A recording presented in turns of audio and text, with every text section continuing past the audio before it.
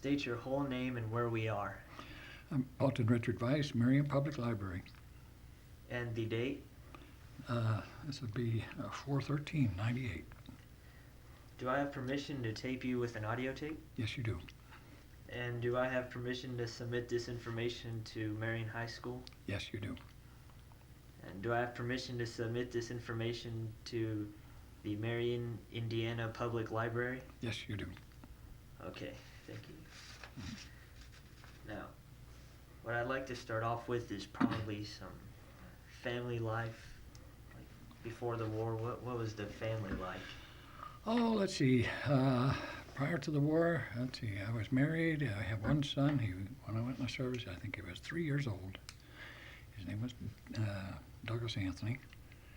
And my wife, Margie.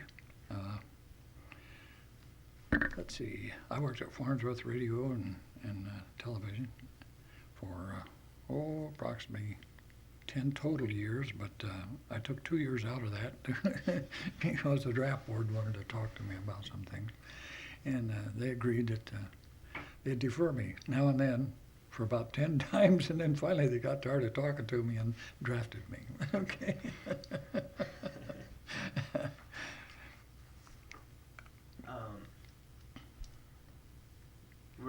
Where did you say that you worked at? Farnsworth Radio and Television, where RCA is now. What did you do there? I worked in the service department.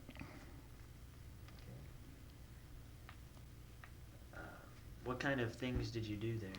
Oh, I started off in the service department just packing service parts for dealers and individuals who needed parts for the radios, phonographs, whatever.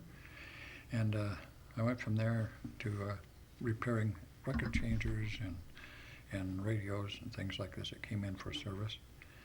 And from there I went up in the office as a special representative for related customers such as Firestone and Macy's and people like that that had their own name on the product that we built.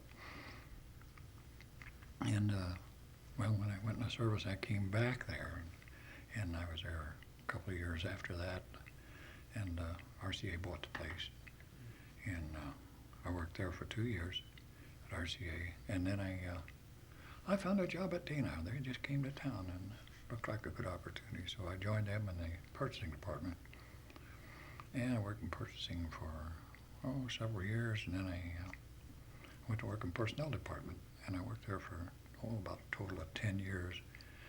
But in that interim, I went from one department to another. I became the handyman, the whole filler. If somebody quit or got sick or had a few days off, I took their place. So I was pretty familiar with almost every operation in the office, you know. And I was a foreman receiving for a while. And I wound up back in personnel again before I retired. Okay. What did your wife do before the war? She did anything? Nothing. She was just a housewife and raised our son. During the war, she got along as best she could on what few bucks you got, you know, working with food stamps and everything else. But and after the war, she had a scholarship to IU after she graduated from high school, but she didn't take advantage of it until after I got back from the service. And we had our second son, Daniel, and then she started going to college. She went to Ball State and Marion College out here, and she got her degrees and everything. She finally got her master's in counseling, and she started off in math. But let's see, she was working at McCullough for a little while as a student teacher, and then she went to Martin Boots, which was still there, as a math teacher, and then she got into counseling, and she got a degree in that. So she went on. Then when they built the new Jones Junior High, she stayed in there for some years, and about a few years after I retired, she did too, because we got tired staying home. And our kids were gone, you know. Get out of town. Yeah. Let's see. Your son, how did the war affect him, like around the time of the war? How did that affect him? Oh, he was only 3 years old then, and it didn't affect him a whole lot. I don't think he really knew what was going on, you know, except I wasn't home. I'm sure he felt an absence of the old man, you know. I was a good dad, I thought, but oh well, they seem to survive. People do. Let's see.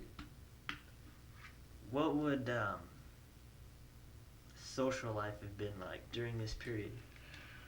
Oh, we had movies. We had 3 movie theaters in town, the Luna Light and Lyric and the Paramount. Oh, 4, the Indiana. Yeah. The Luna Light was on East 4th Street, and across the street was, let's see, that was the Lyric. It burned down. And the Paramount was, just a little bit north of 3rd Street on Washington. And the Indiana was over on Adams Street at the corner of 5th. It's a parking lot now for the police department, or rather the sheriff's department. Yeah. That was the theaters, and we had picnics and go to band concerts and things like this. You know, there's always something to do. But we enjoyed the simpler things in those days. You didn't need a lot of excitement. As a matter of fact, I had one of the first TVs in the neighborhood. It was real snowy. We came back in for credit when I was working at Farnsworth, and you could, out of the Chicago area, we couldn't get TV here. They did have about 2 hours or 3 hours of programming from Indianapolis, Kukla, Fran, and Ollie, and things like this. And we could get it real snowy in the afternoon, late, you know. And people used to come over and marvel at that real snowy picture on TV. We popped an awful lot of popcorn, I can tell you that. Okay, what kind of movies were shown at these theaters? Like maybe who were some of the stars of the screen or big movies? Clark Gable, Frances Tone, let's see. Some of the gals, I don't know. Wow. Joan Crawford. People you never heard of. I don't know. It was a good movie days. They had a lot of musicals. Yeah. Let's see, some of the later ones. Who was it? Fred Astaire and Ginger Rogers, you know, all the good ones. You don't see good ones like that anymore. You see the movie Grease. Hello. What a title. Oh, well. The music, what kind of music was going on during the time? The music, yes. We had the big bands in those days. Let's see, Artie Shaw, Benny Goodman, and just a whole bunch of good guys like that, you know. Who was it? The 2 brothers. One played saxophone, another in clarinet. What was their name? I can't think of it now. Anyway, they had a fuss. They weren't even speaking to each other for a long time. And when I was recruiting in Cleveland, they both came to town at the Cleveland Auditorium, and I got a free ticket down at the USO to go see this. And that place was so packed you couldn't even dance to the music. It was just cheek to cheek all over, you know. First one would play, then the other one would play. And for the last set, they got together and played together. That's the first time they'd even spoken to each other in years. And that was the last time they played. A landmark in the music field. Let me see. In Marion, what other forms of entertainment were there? Things to do? Well, you go to Matter Park for picnics. They used to have little band concerts out there in the band shell, things like this. 4th of July, they had a parade. The park had a pool then, a swimming pool. That was a nice place to go. A lot of picnic stuff out there. And they had different sorts of entertainment. Actually, they had boats on the river and whatnot. You know, rowboats, of course. And finally, they got motorboats came into vogue at a later date. a lot of people run up and down the river. And, well, that dam, they finally put that in down there, and that helped too, you know. It helped to flood the river above the dam for a while. Oh, well, I don't know. Yeah, there's a place out south of town too. They had a lake over there that used to be a gravel pit or something. Can't think of the name of that one either. It was off State Road 937 a little ways. But a lot of people go over there to swim, have picnics and things, have a sliding board and swings for the kiddies, just like the park, you know. Only they didn't, you could get a whole family in there for what they charge one person to get in the pool at Manor Park. It paid to drive, you know, even the gas was cheap then. You mentioned parades and Mhm. things like that. How are these affected, like, such as during the war? After the war started, things, big city community gatherings like that. How would those have been affected during the war, if they were at all? Yeah, I don't know. Before the war, you know, the Marion High School had a good band and orchestra, and Gas City had a band too. Fred Ryder was a director. Phil Polly was a director of Marion, and of course, Lloyd DeCosta Jones had the orchestra. I played in the orchestra and a band in Marion, but sometimes we'd get together with the Gas City band and have a lot of fun, you know. I used to call Polly Fred, call Fred Phil. Oh, well, they knew I was a joker.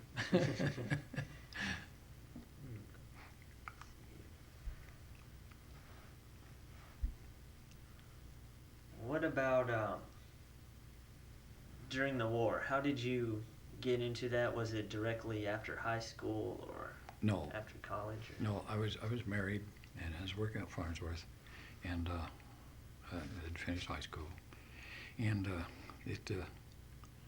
well, like I say, we were married. Our son was 3 years old when they finally got around to drafting me.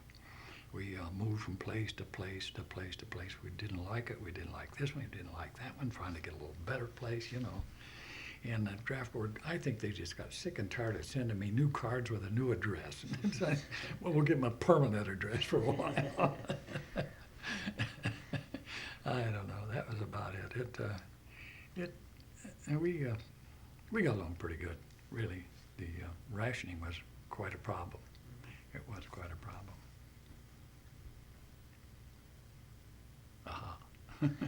Let's see.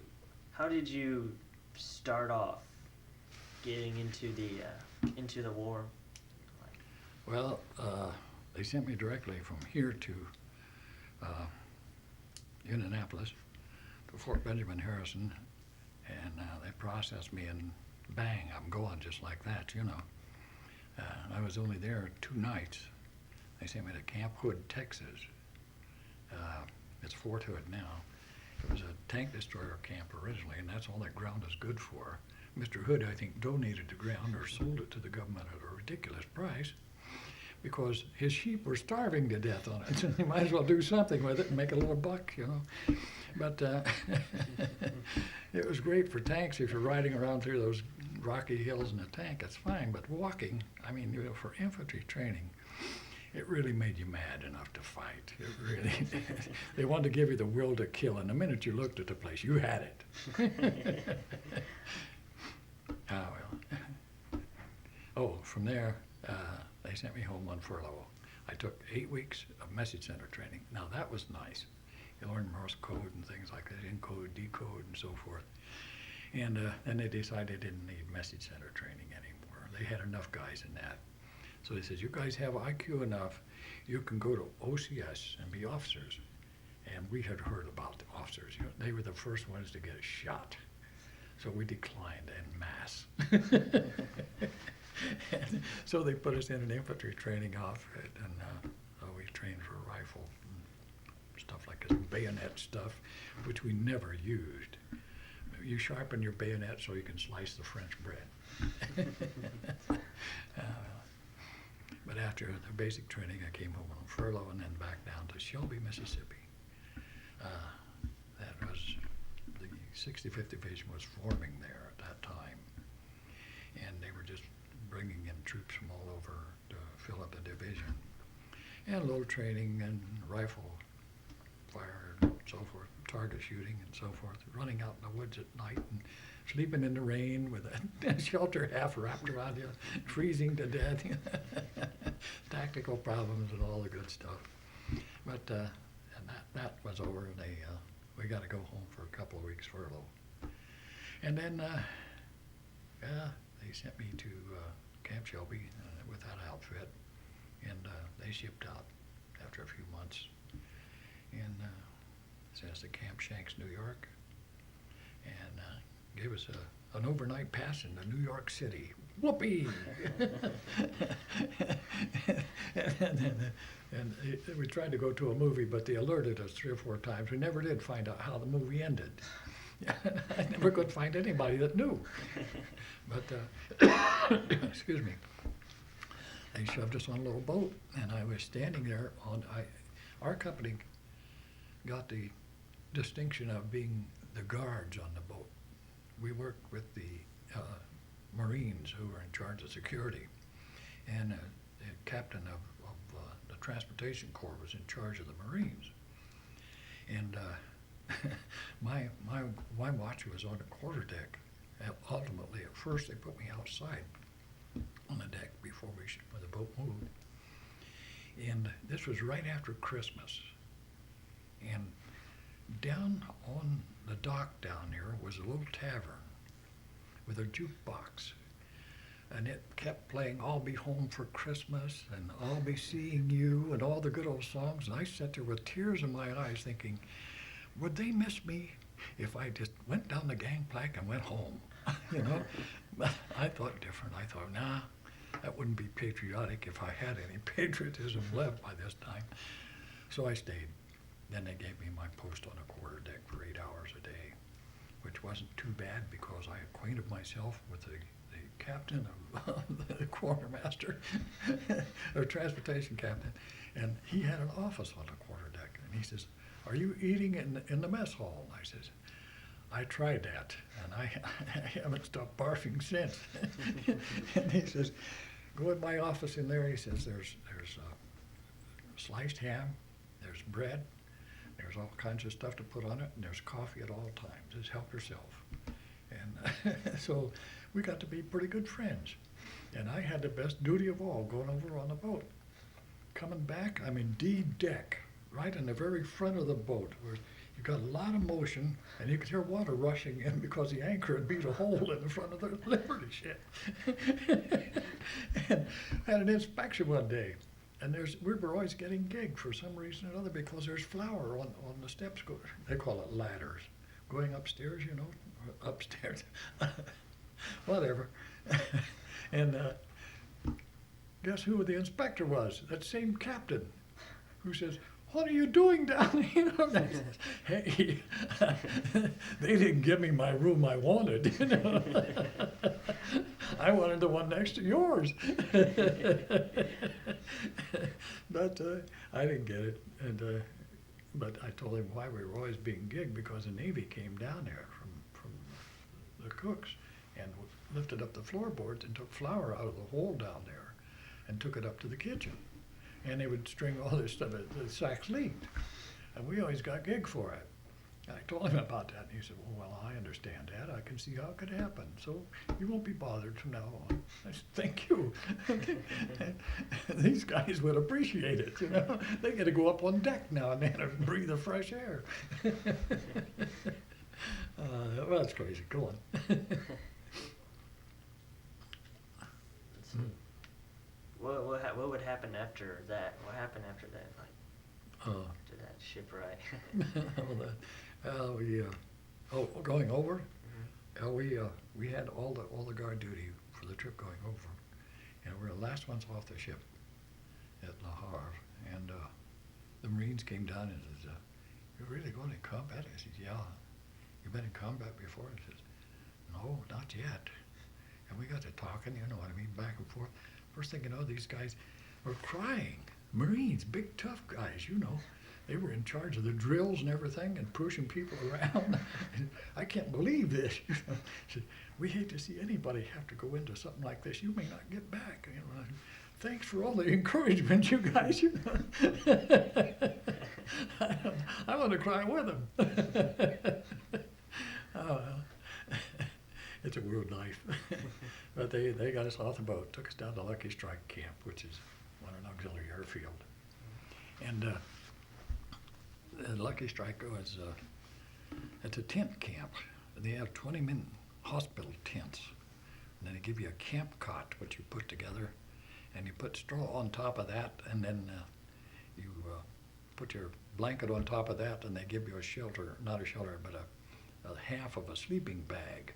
The blanket part of it, you know. You don't get the outside part.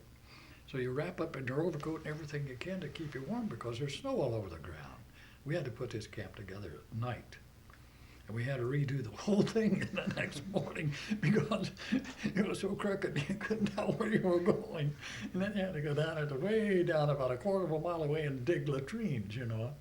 And and a sump for the put all the grease and stuff from the kitchen tents in there.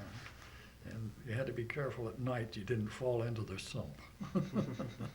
It would have been a mess. But the guys that were supposed to put this up were called up to the Battle of the Bulge, which happened about the time we got there. So they were not there to build a camp up for us. But we did a pretty good job in the daylight. Had to. Then our feet would start to freeze, your toes start turning black, you know, from being in the cold and wet, so change your socks. We changed them so much we couldn't dry them fast enough. You had to wear wet socks, combat boots, and go sick call, and the medic say, keep your feet dry and warm. Come on. Those guys weren't real.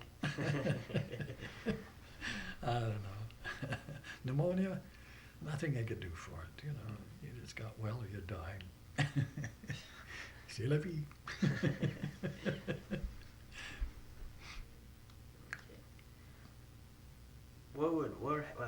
What happened after Camp Lucky Strike? What went on there? We got they put us on trucks and took us to a railhead. Put us on little 40 and 8 cars and took us down to a little town called Hayes between Nancy and Metz. And they gave us a billet, which was an old castle, wasn't used anymore. And we were there for a couple, 3 days.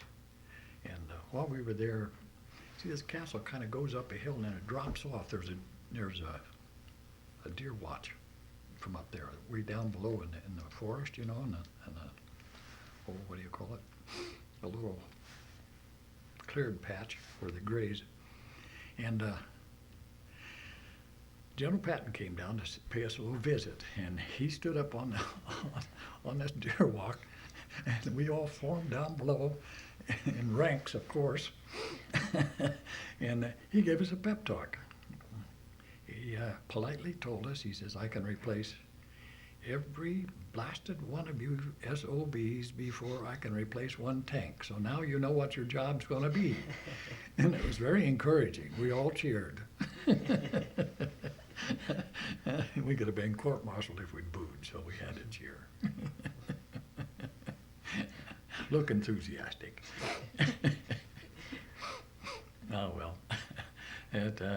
From there, we moved up to this little place called Furweiler, just off the Sar River.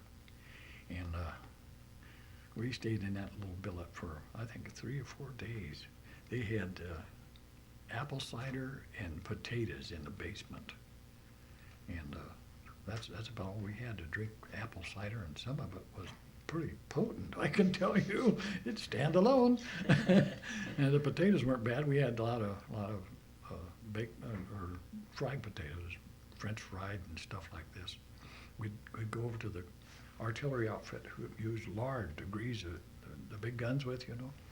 We'd go over there and borrow lard, cook our potatoes in. That's about all we had to eat for a while, potatoes and that. Oh, horrible, horrible cider. Then they moved us up on the Sar River to a little place called Mondorf, yes, that's the name of the place.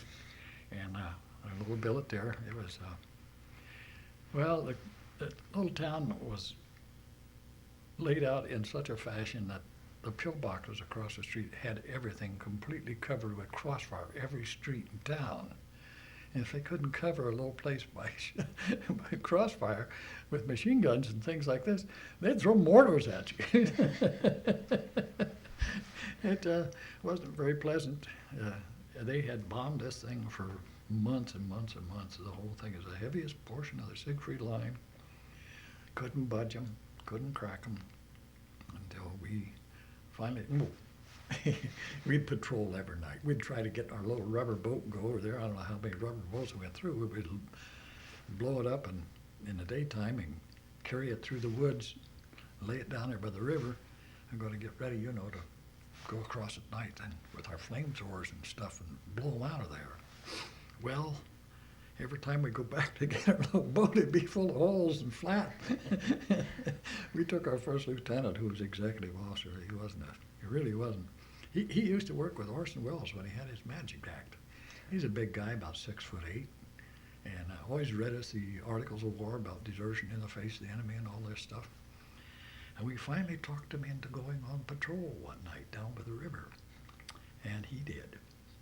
And we were ambushed by a patrol from the other side that came over, and it was a pretty heavy firefight for a while, and then the fire lifted, and they went back across the river, and we went back to headquarters, and we walked in to report on our progress to the captain, and our good lieutenant reached back and got his canteen out of a holder and to take a good swig of it, and guess what? It was empty. There was a bullet hole through it, and he fainted promptly. Never read us their Articles of War after that. I don't think he'd have blamed us if we'd all ran away, including him. Oh well. But when we did finally get across the river, they had left the night before. We got a big barrage going in there and went over in boats and put ropes across to pull them in and so forth. And they had taken off during the night. And so we crossed the river en masse and started chasing them from town to town. And it was a crazy, crazy deal. Just, I don't know, chasing people all the time. You wondered how far they could go and how fast, but they went a lot faster than we could. Never did catch up with them. Except this is another little town we went through here. Where was it? Oh, yes. A little town called Bad Sudan-Allendorf. They gave us our billet, which was in a tavern. And it was real nice. There was rooms upstairs with beds and everything. It looked like they hadn't been made quite that day. And they also had beer on tap in the bar down below. And we had just got settled down and decided where we were going to sleep and everything and headed back for the bar, and guess what? They called us out to chase the enemy who was in the other end of town. And they were crossing a river bridge down here, running like crazy, and they ran across the bridge and then blew the bridge. And they didn't know, I guess, just what our force consisted of. We were only one company. And they had at least a regiment. They could have blown the bridge after we got across and just annihilated the whole group, you know.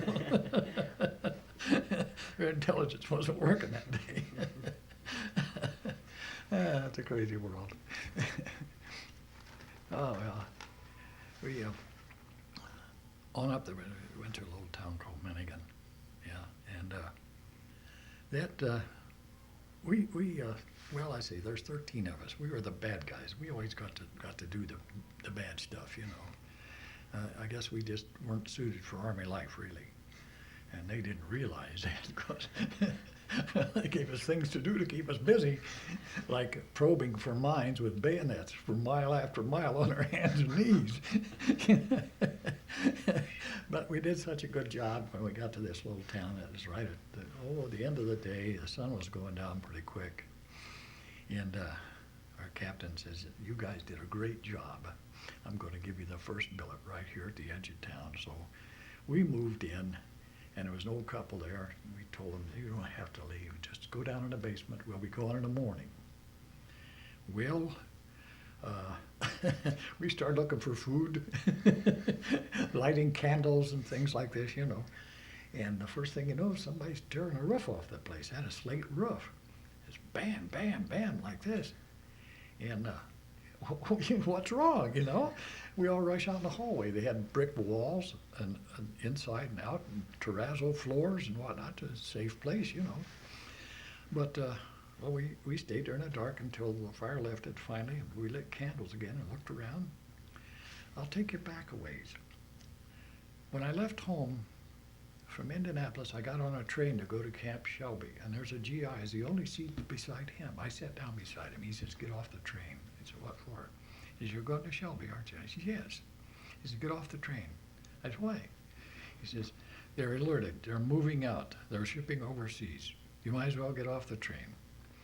I said, where are you going? He says, I'm going to Shelby too. I said, why don't you get off the train? He says, I have responsibilities. I'm a sergeant, you know.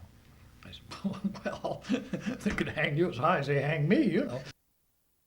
Oh, mein lieber Kinder. Okay, the fire lifted, and we light candles again. Start to look around, you know what I mean. And I looked at the guy sitting next to me, and it's this guy I saw on a train, the sergeant. And I says, what are you doing here? And he says, well, I'm with heavy weapons, and I'm supporting you guys with a mortar back here. And they attached me to, you know, just temporarily. And I said, well, I didn't see you come in. He says, well, it was the last minute. You know, carrying all the heavy stuff here, your captain decided he'd let me take the first billet with you. You know? It's weird.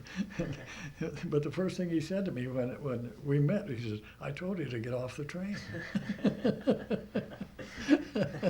He's a weird guy. But we found out that the reason they were trying to tear the house down was because the old couple had gone out to the cellar door up to a pillbox on a hill behind the house and told we were there. And so they started tearing their house down. They wanted them to come down and just move us out, but they decided to do it the hard way.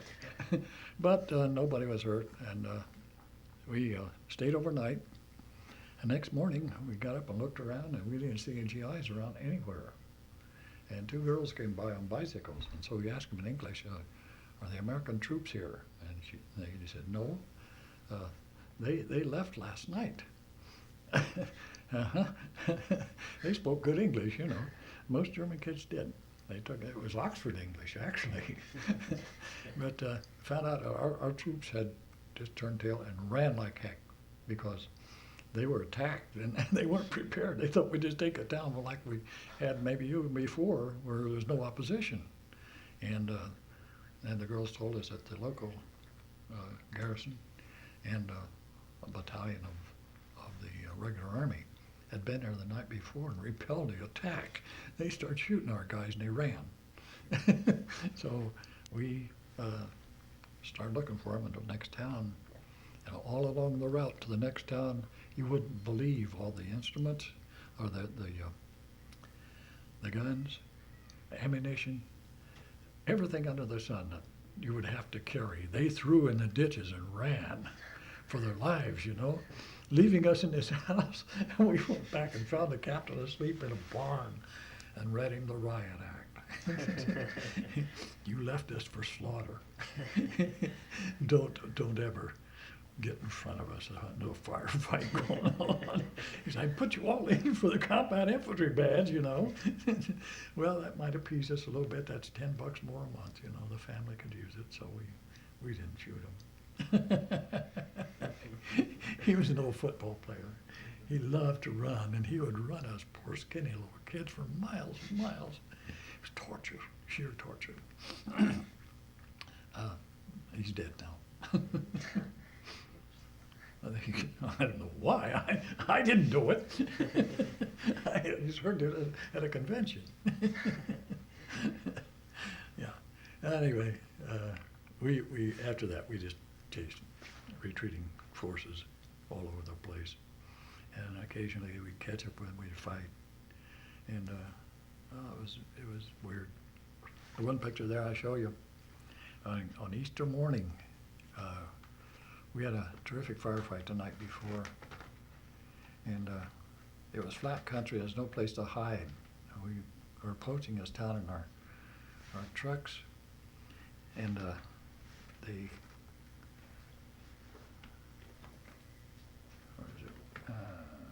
No, I guess I didn't put it in there. Anyway. I thought I did, but I had it though. Nah, it's not there. I must have it. Yeah, It's in here somewhere. I know, I looked at it. there it is. There. Yeah. That's Easter morning, and the first thing you do when you go into a town and there's no more fighting, you start looking around for something to eat, because they always had these meats hanging up in the attic, and stuff like this, and fruit and things that have been dried, and so we always raid the attics for the good stuff, and so we found Wiener Schnitzel and all the good stuff, took it out and built a fire in the side ditch. And there's this dead German lying there with an eyeball hanging out on his cheek, watching us eat our Easter breakfast. And some poor old lady, old people run to relatives' houses or friends' houses the minute a firefight starts, and they generally get caught in the fire, and they get killed. And this old lady was lying there in the street. We put a blanket over her. Bless her heart. They don't understand war.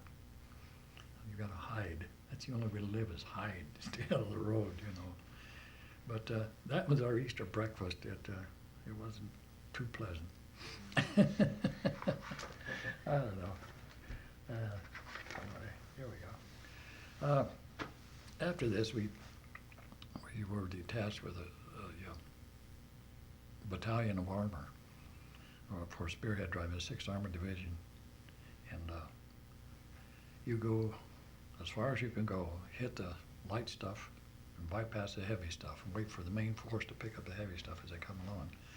And we did a good 50 miles or so with them, just moving forward, and taking little towns and waiting on the big ones for the other guys. And it worked out pretty good. We made about 50 miles, which is a pretty good advance. But we finally got this little town called Struth, and we settled in there, pretty complacent that nothing's going to happen. We're safe. I mean, they're on the run. Sure they are. So what you do, you have door guards for night. So Safarovich, the raving shade from New Orleans, Louisiana, he's a newspaper man in real life for the Times-Picayune in New Orleans and the Miami Herald. But he was raised registration, had no business being in the infantry. On the way over on the boat, we showed him how to break down a rifle and clean it. But he had a terrific accent, had a wife, a little girl. He's always talking about them. But he and I were in the first squad, and the guys in the second squad needed somebody for door guards. And he was a big, awkward kid. They didn't trust him with a gun. He didn't think he could ever shoot anybody. And I had shrapnel on both knees from encounter with an explosion. And I dug it out myself because our medic wanted to be a rifleman. And he still wore his helmet with the red crosses on it, and he carries a rifle. This is not right, it's contrary to international law, really. But he was sleeping with us. He stayed with that night, and said he was on the back door, I was on the front door. And all of a sudden, just before dawn, we hear this clanking coming down the street. And my God, Patton's boys got here pretty quick, what are they doing here? And you look outside, and there's this German tank out there. That's not ours at all. So we wake the group. Padilla rushes over to the door with his rifle. He'd picked up a rifle some dead guy had, and starts shooting at the guy in the top and hanging out the turret, and it killed him. He went down, and another guy come up, and he shot him. Third guy didn't come up. He brought the 88 millimeter round point at the house. And everybody figured it's time to evacuate, but quick, and I could barely walk. Excuse me, let alone run. So I pulled an oak dining room table up against the wall and crawled underneath of it. I figure I'll do the best I can to survive. And then nothing. I didn't know anything for a while. It was all black. And when I came to, it was still black because I had plaster all over me. I was just covered with this stuff. My eyes, my ears, my mouth, everything. I was just numb. I was just stunned temporarily, and finally got the stuff cleared out of my eyes, and finally got my ears opened up a little bit and spit a lot. But then I saw what happened. There wasn't an ounce of plaster left on the walls or any place else, an explosion. And I was just very fortunate to be alive, I guess. But it just shook me out like a rug. And that was it. And then everything went black. But I got out and stood up as best I could and made my way to the back door, and very slowly limped out to the barn behind where everybody else was. And Padilla had run out the back door. He was the first one out. He went through the back door of the barn and out through a gate which closed behind him into the middle of a big field. Here came half the German army toward him. They were coming through town, right out behind us there. And he got down and started shooting at him. Well, they didn't shoot back for a little bit, seeing the Red Cross on his helmet, but then they did. And he ran like heck and got back through the gate and back in the barn. And a few minutes later, there was a machine gun set up outside, and they started firing at the barn and yelling for us to come out with our hands up, And when we all did, 13 of us, they looked so surprised. They thought it was just him in there, I think. And they searched us. And right there on the spot. And my buddy and I, when we were in New York, we bought scout knives with all the little instruments on them, all kinds of tools and things. And we had those in our pockets. Well, they took our wallets, they took our pens and pencils and everything of value, looked at the knives and handed them back to us. Why, I'll never know. But they did. And when they took us down into the next little town and for interrogation. And this is another weird thing. Our own planes were bombing and strafing. It wasn't too pleasant for a while. Here we go. And they were bombing and strafing this town, our own planes were. And it happened that the tank unit that attacked us was to be reinforced at this point, where that little town they took us to. And they had a train there with about 50 tanks on it, still sitting on the siding, ready to be unloaded. And our little Air Force just tore them to ribbons, bombed and scraped and everything. There's these things lying all over the place. They weren't too happy about that. But they brought us in one at a time for interrogation, and they had our mail and all of our belongings and things with them. And the guy interrogating me was a civilian with a dark gray suit, black shoes, white shirt, blue tie, iron gray hair, spoke perfect English. And he says, "You're from Marion, Indiana?" And I says, "Yeah." He says, "Halfway between Indianapolis and Fort Wayne, isn't it?" I says, "Yeah." It is State Road 937, goes right past the square, past the courthouse. Bank on the corner. Clothing store next to the bank called Richards. I bought a tie there once. Well, I'm kind of stunned, I said, "May I ask you a question?" He said, Sure. I said, "What do you do in my hometown?" He said, "That's part of my territory." And I said, "What's your territory?" He says, "I was a traveling salesman." I said, "Could I ask you one more question?" He said, "Sure." I said, "What are you doing here?" He says, "I came over to get my folks and take them home with me, but they wouldn't let me leave." And since I spoke English and German, they made an interpreter interrogator out of me, so that's what I'm doing here. He said, "I think it's almost over, don't you?" And I said, "Yeah." We stood up and shook hands. He says, "I hope we both make it home alive." And I said, "I hope so." And that was the end of my interrogation.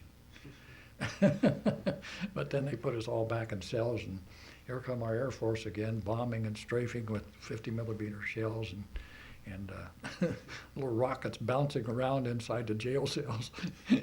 We didn't have much hopes of getting out of there alive, but we did. And so they started us on our journey to a place called Rheinhausen, to a prison camp there. And we marched for 2 days. The first night we stopped at a schoolhouse and slept on the terrazzo floors, which wasn't too healthy. But we never had anything to eat or drink for 2 days. Neither did our guards. They had one piece of bread between them. No, we had one piece of bread. That's what they gave us, that black German bread.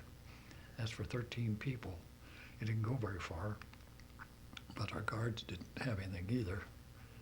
So they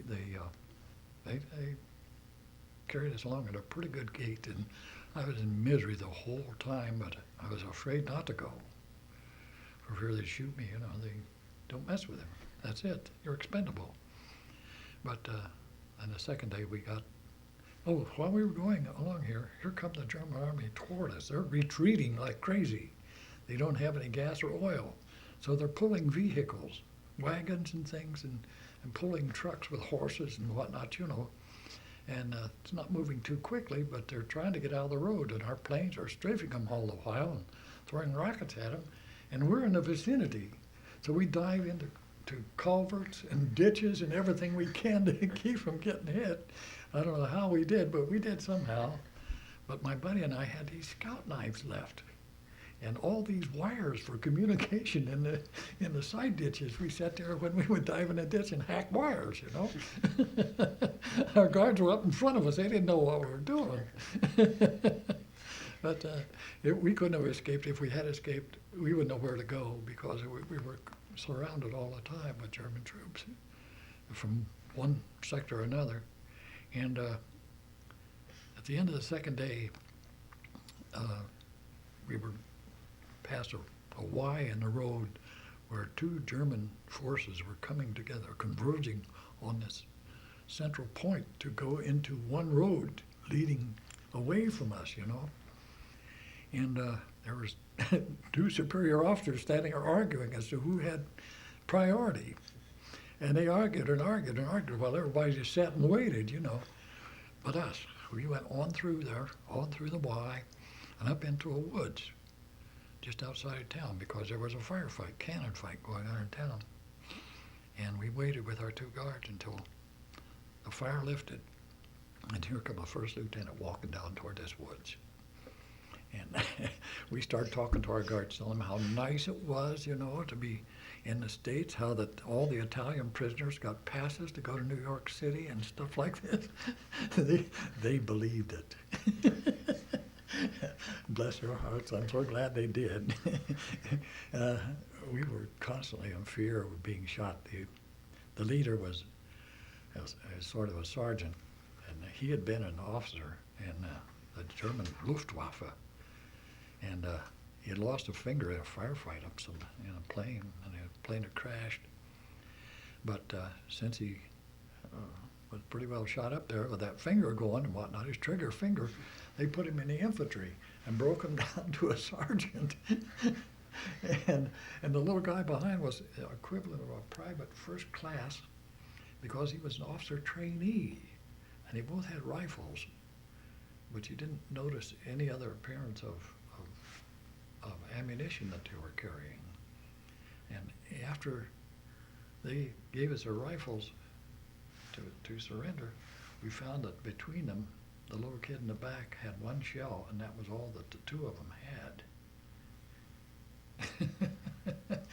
We could have gotten away any time, but we couldn't have gone far, probably been hit by our own fire if we had, But we finally got to the prison camp, which contained British soldiers who were working across the street in an 88 millimeter factory, making shells contrary to international law. But they did it. It was staying alive. That's why you do it, But we went from there to a little town on the Rhine. They took us up there in trucks, And it was a collection depot for German prisoners. There were thousands and thousands and thousands of German prisoners there. Just as far as the eye could see, all over this valley and up on the hillside there were German prisoners. And they had guard dogs guarding them. And this night fell. We were all built in a little house nearby there. And the eeriest sound I've ever heard in my life. You know, people talk about hearing the angels sing. These guys were singing Lily Marlene in four-part harmony. Thousands of guys singing this, and it swept across this like a wave across this field. I never heard anything like it in my life. The hair stands up on the back of your neck and all. You get goosebumps. It's a weird feeling, you know. They talk about the Tabernacle Choir. Hey, these guys are a quartet. I don't know. It was very, very exciting. It was beautiful. But the next day they put us in trucks again, took us down to the Mains river, and they had a large collection depot down there for prisoners, and they loaded all of them in open boxcars or open cars, you know, standing up. And they crowded so many of them there you couldn't do anything. You couldn't lie down if you wanted to, you know. And they gave us a box of 10 in 1 rations, which have to be cooked. And they put us in this 40-8 boxcar right in the middle of all this. And you stick your foot out, you know, to hang, swing our feet, you know, out in the nothingness out there, sitting in the doorway of this boxcar. And you can bet your sweet bippy that there'll be a guard dog come up and try to grab your legs, because they had them in the boxcar behind us, you know. But they had several thousands of guys in this whole trainload. But that's what they had to keep them in there, was the guard dogs, and they patrolled this thing and trained it to move too fast. It took us to a little town called Namur in Belgium, and it's more or less a depot for repatriating prisoners, and as GIs. And they gave us a bath and deloused us and all the good stuff, gave us 2 issues of uniform. Unfortunately, they didn't have any neckties or caps.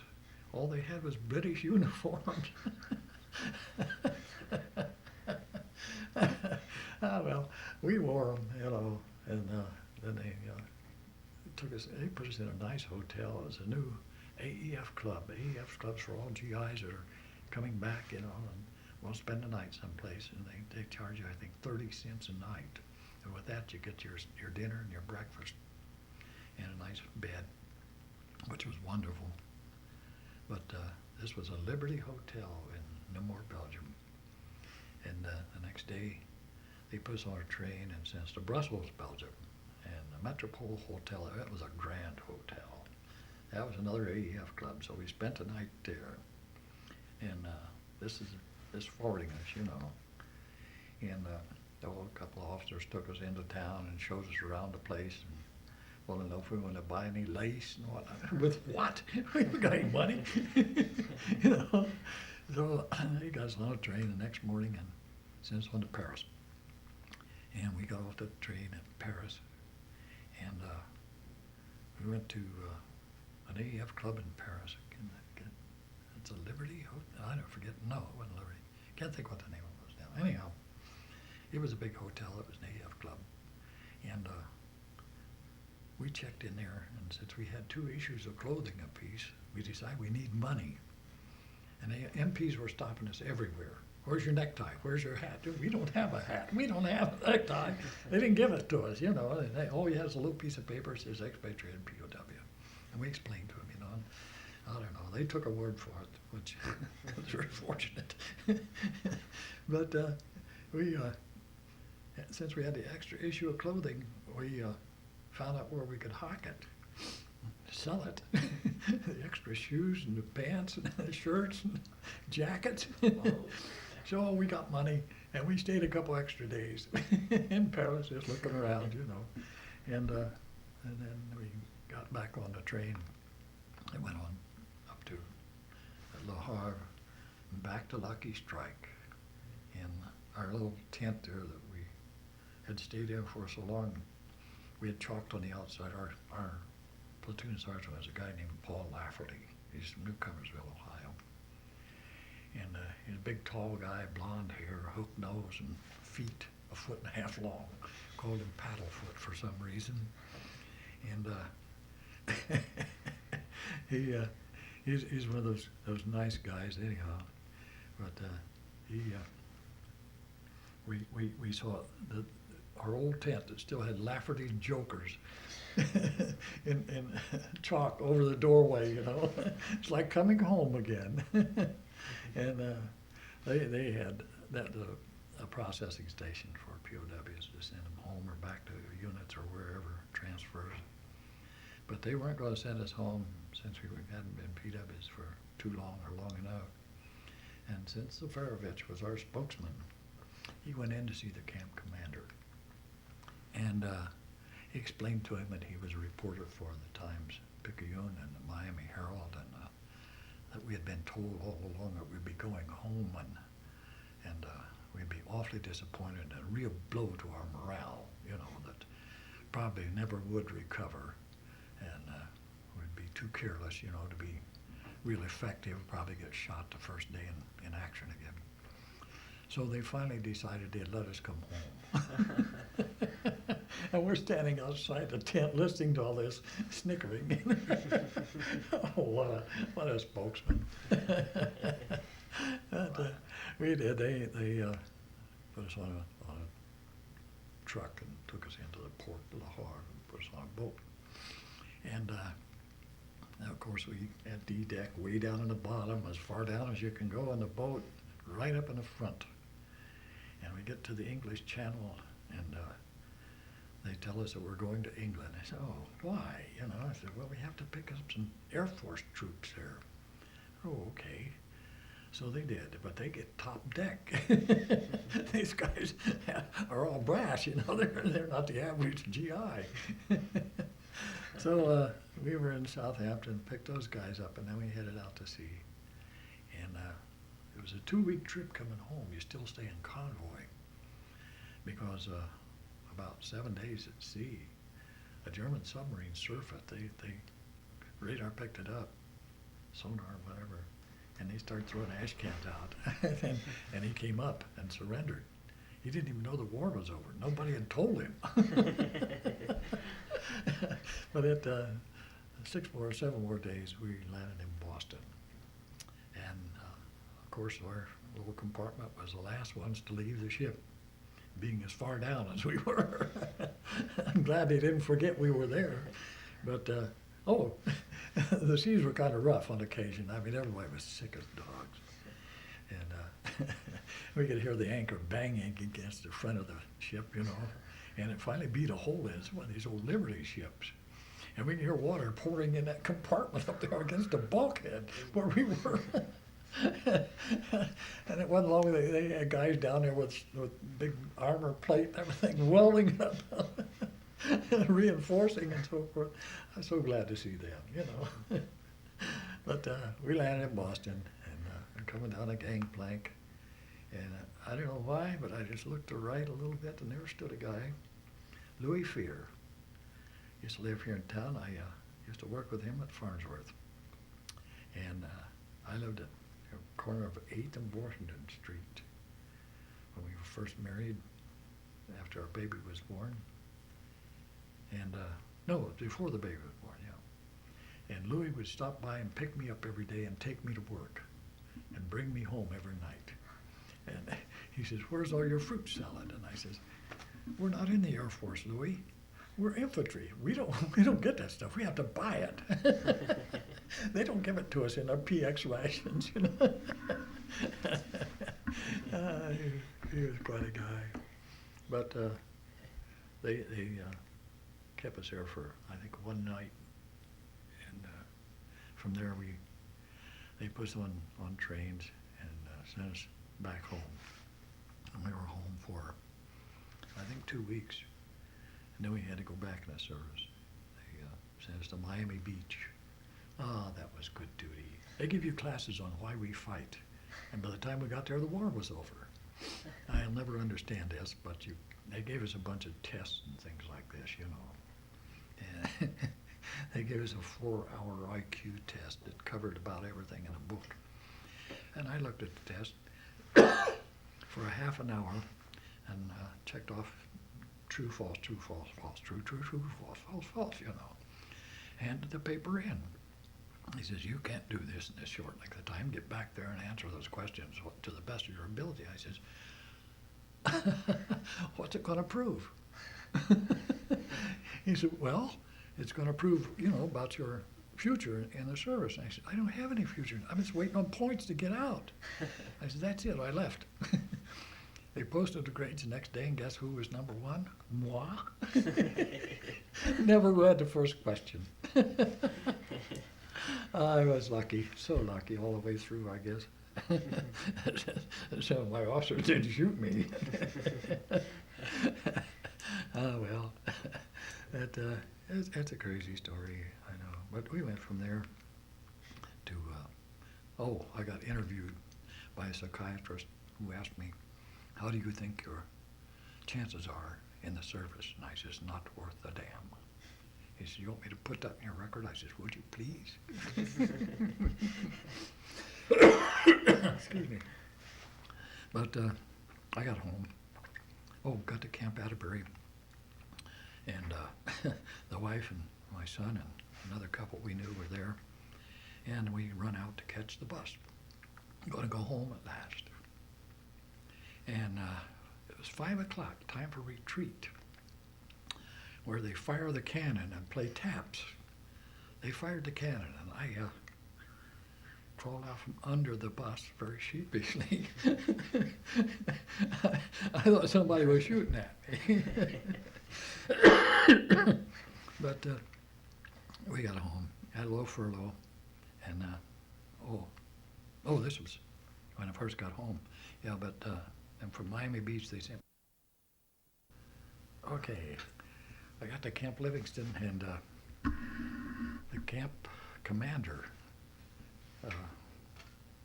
called each of us in individually and talked to us, you know. And he was a colonel. And he says, you're here for one purpose, and this is to train trainees. And regardless of what that training book says, I want you to tell them what you know to be true about combat and how to stay alive, you know.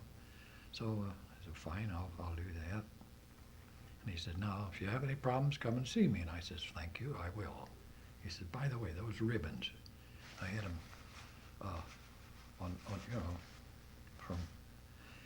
he says, they're not real, are they? And I says, they're all just ribbon and felt.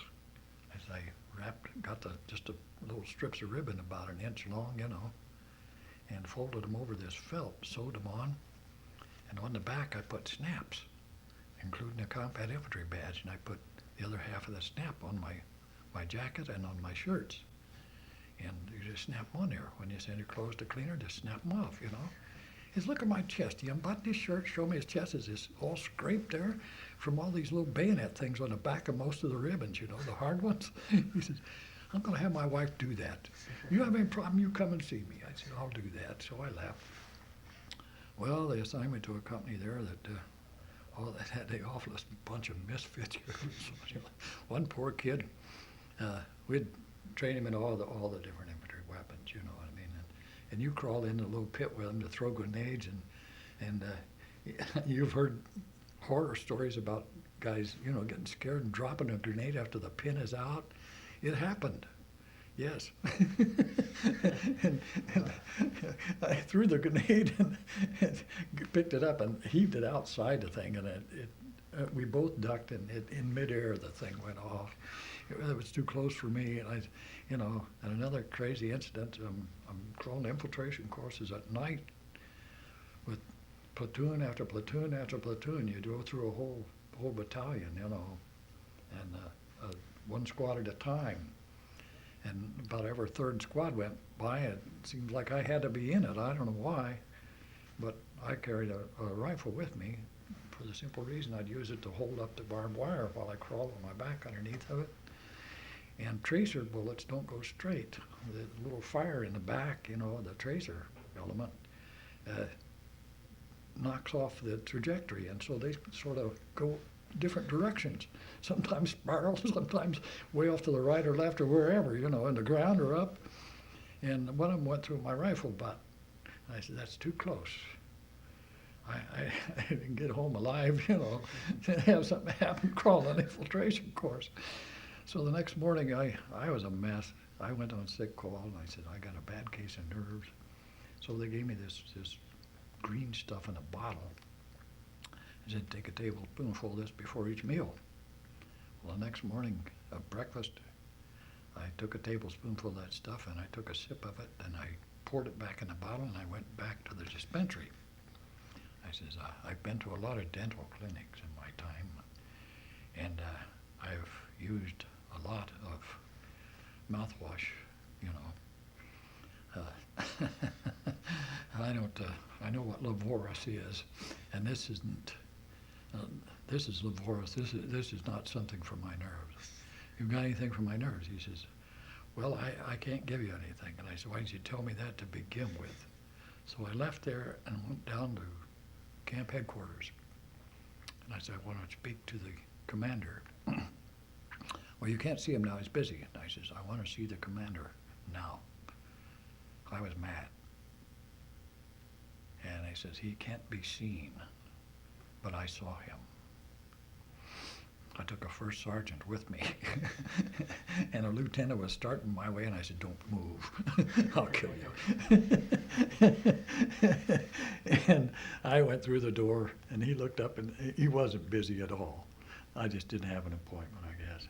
But he said, what are you doing here? And I said, I came to see you. He says, well, come on in and pull up a chair. What can I do for you? You know, very amiable. And these two guys down looking at me like, is he a relative?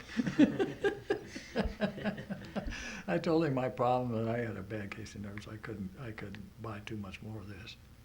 And he said, where are you from? And I said, Indiana. He says, 5th Corps area. And I said, yeah, 5th Corps. He said, would you care to recruit? He says, that sounds good as anything. You know, it's sure better than getting shot at. And he says, okay, can you be on a train at 6 in the morning? I says, yeah. So he says, okay. So he sent me to Columbus, Ohio, which is 5th Corps area headquarters. And they sent me to Cleveland, Ohio to recruit. And there was a train out of Cleveland that got to Muncie in just a few hours, you know what I mean. And the express got there before the other one did, so I always took the express. And yeah, it was real nice. I could come home on weekends and things like this. I had a pass. And every now and then, if I had enough money, I could come home. Wasn't too much, but once in a while. And I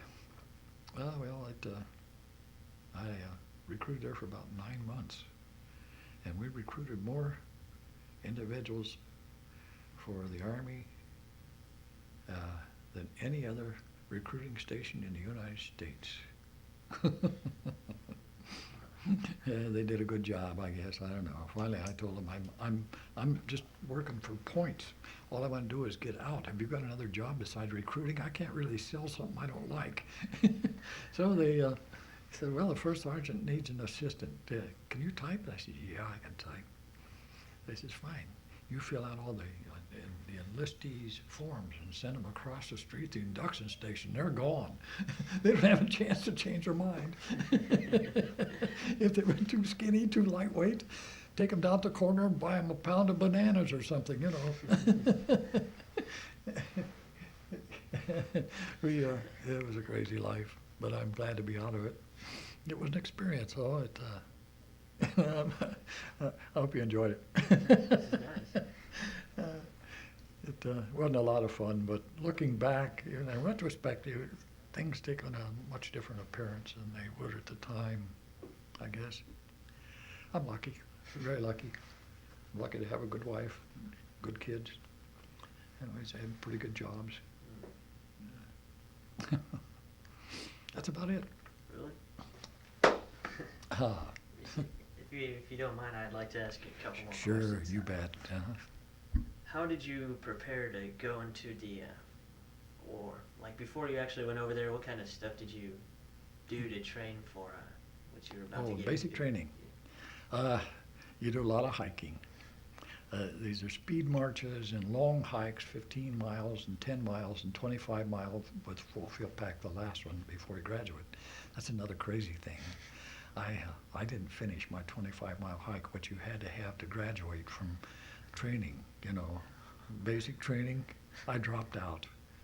I figured, so if I don't finish this hike, I'll get to stay in the States? Anyway, I didn't. I got on the truck and they took me back to camp, and I'm waiting there when the other guys come in who looked at me in full contempt. But we get to Camp Shelby, Anybody that didn't finish a 25-mile hike has to do it before you could go overseas. We'll put the names on the bulletin board. Guess what? Mine wasn't on there, but all of my buddies who finished the hike, their names were on there. They didn't care much for that. Wow. But they give you a lot of target practice and infiltration courses. We had in Texas what they call a killer's college, which they put you through everything in the world, the hiking, the wading, the creeks, and all the good stuff. And it's a physical strain.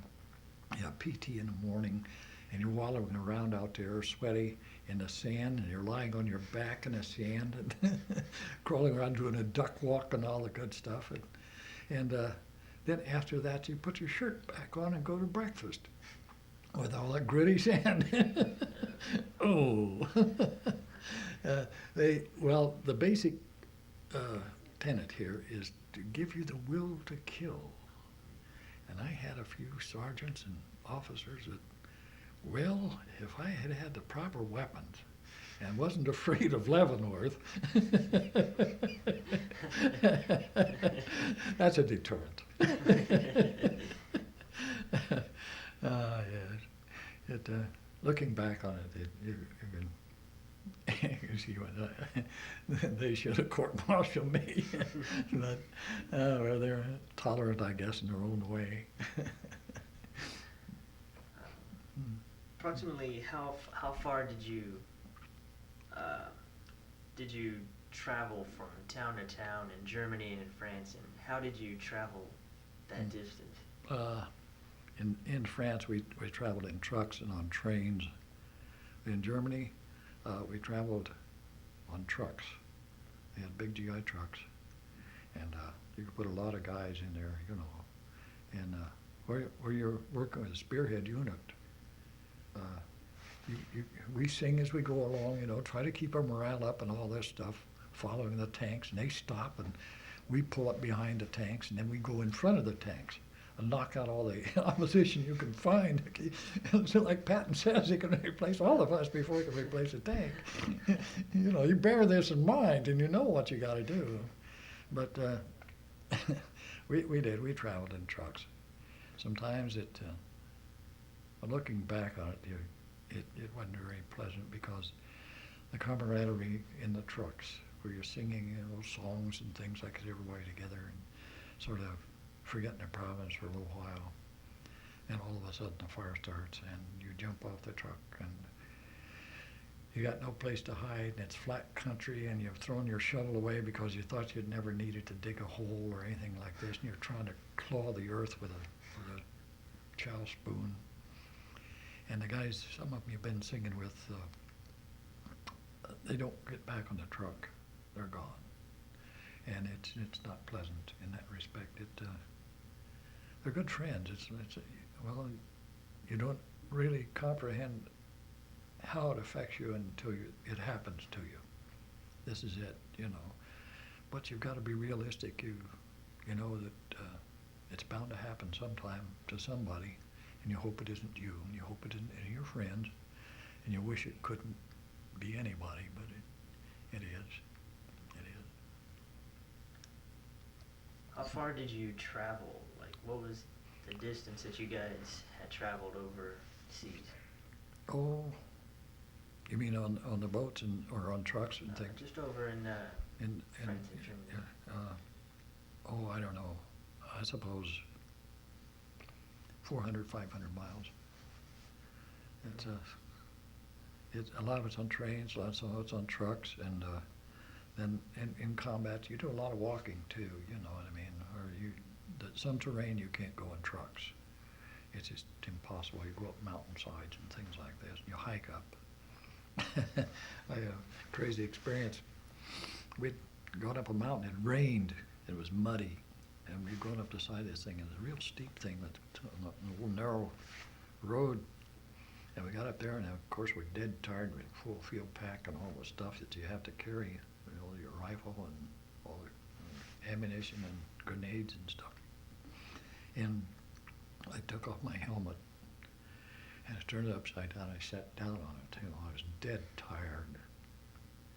And you could look out around you for miles and miles and miles, you know, flat country below this hill. And here come this Jeep up this little narrow road, and it stopped. And it was our colonel, Caraway. And he looked at me and he says, "Soldier, get off your big flat and put that helmet on your head." And I says, "Yes, sir." I saluted. I stood up and I put the helmet on my head. Well, the Jeep moved on, and there was a motorcycle just a little ways behind it. And the motorcycle stopped, and the guy on the motorcycle said, "Vice, you heard what the man said. Get off here, you know what, and get that helmet on your head." I said, "Bailey, where in hell did you come from?" "It's a guy from here in town, I knew." He was a courier. I didn't know he was in the area, you know. And guess what? I haven't seen him since. I don't know. It's a crazy world. Weird things happen. You can't explain them. That's good. Yeah. I know his sister, but I just never think to ask her about him. I don't know. It's weird. Just glad to get home.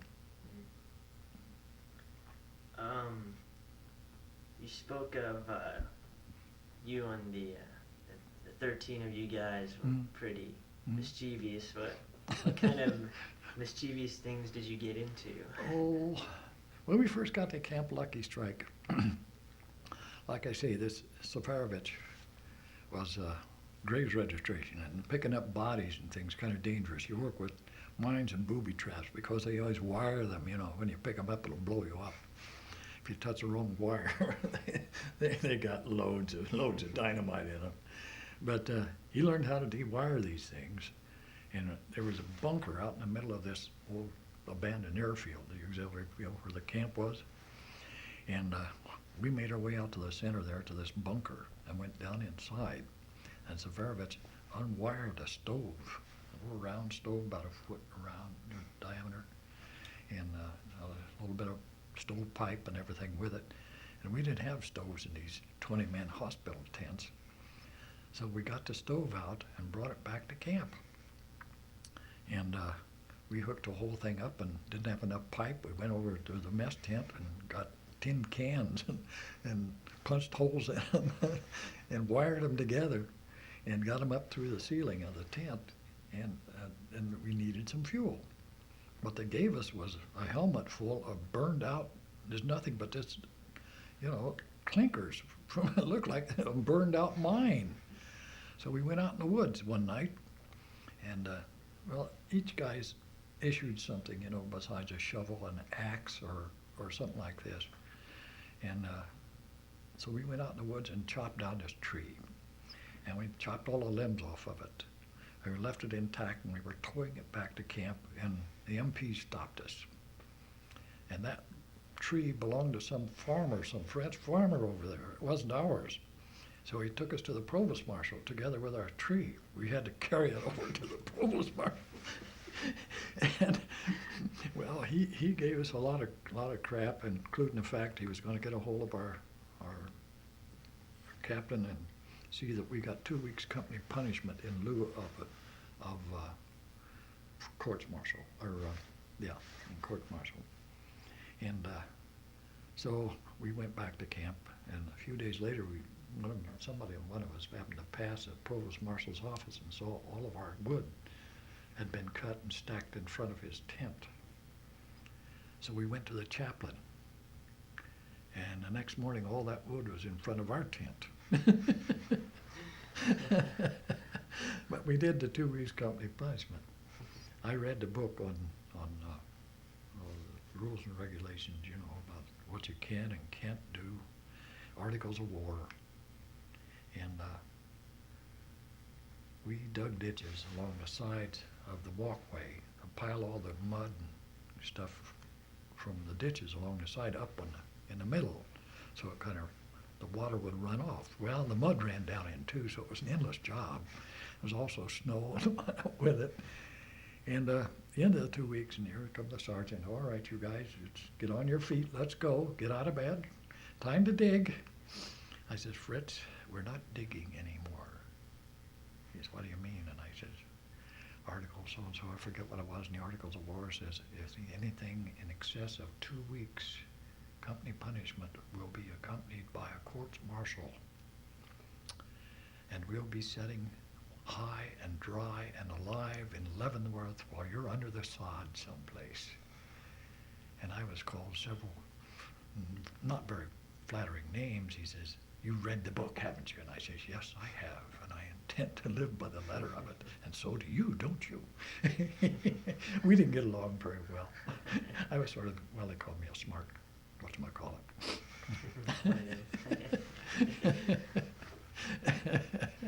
But, oh well,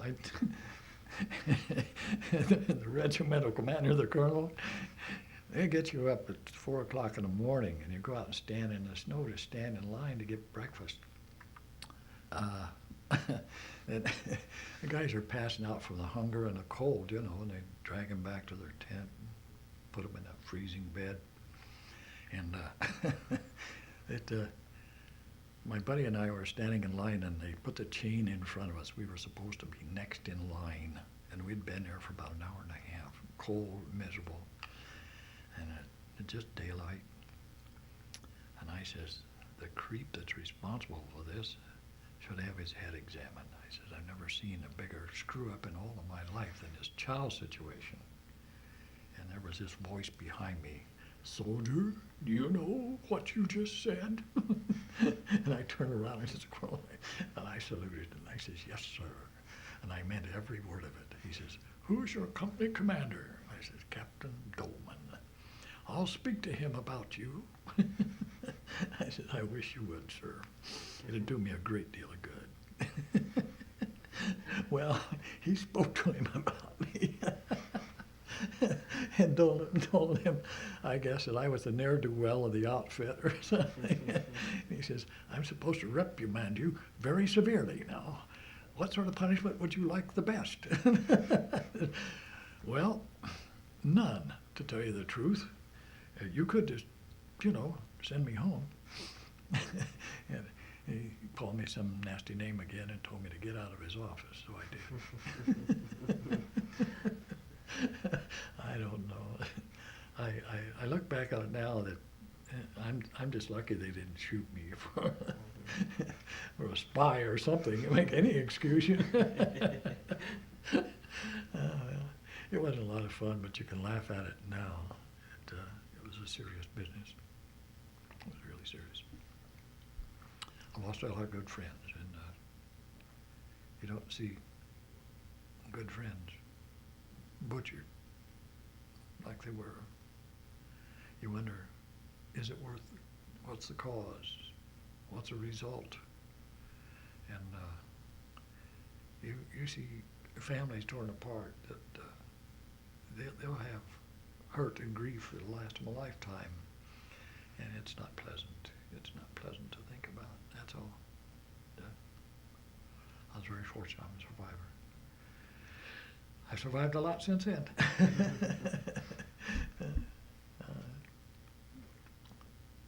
Any more? Just one more question. Okay.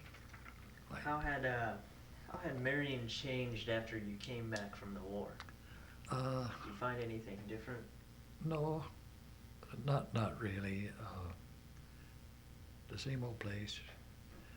They hadn't progressed any. They hadn't digressed any. It was the same old Marion, but it sure looked good to me.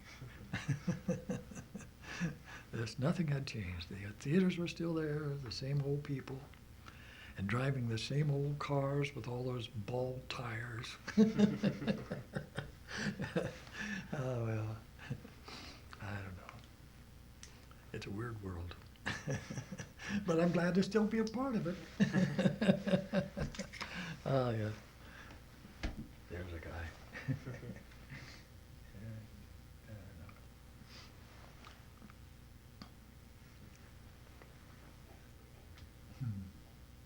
Well, that should be everything. Good. Thank you very much for It's my pleasure. this interview.